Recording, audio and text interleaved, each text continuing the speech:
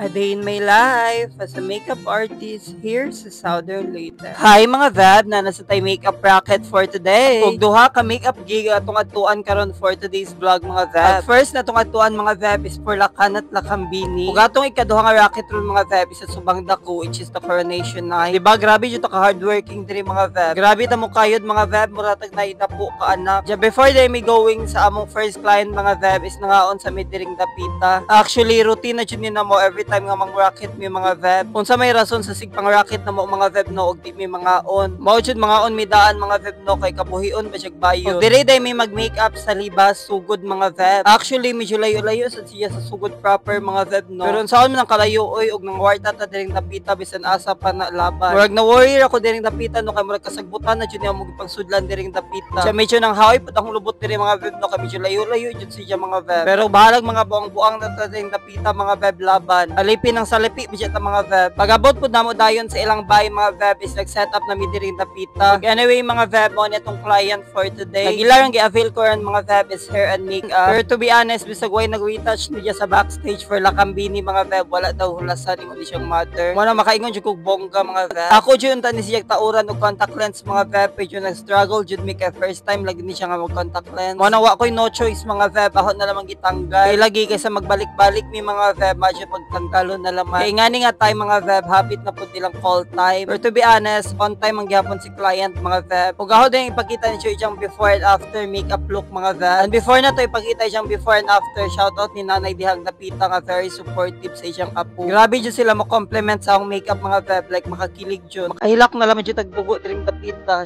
And by the way, mo ni siyang before and after makeup look.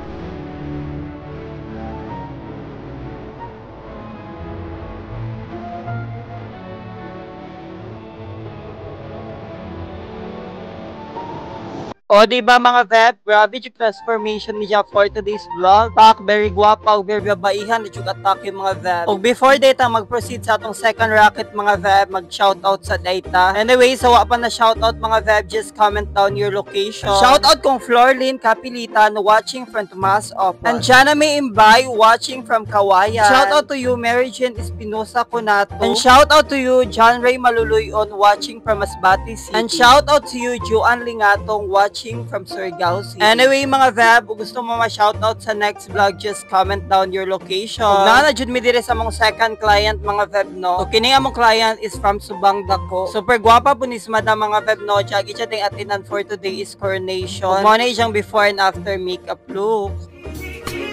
Ikaw lang at teka.